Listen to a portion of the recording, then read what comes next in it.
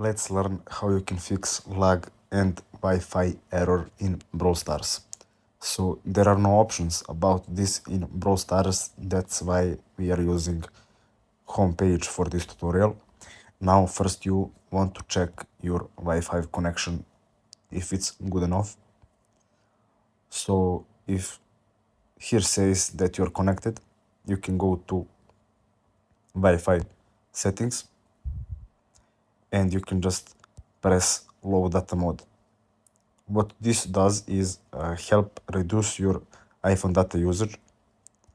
So it will basically disable using data on background tasks, and it will focus on the app you're using right now. So if you're playing Brawl Stars, it will focus on Brawl Stars. Now you can go to Safari and just Google speedtest.net and test your internet connection.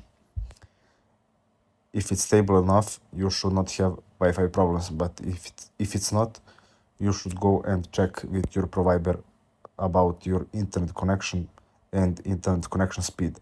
Now what you can do also is go to settings and just go to search, just type background, and you want to find background apps.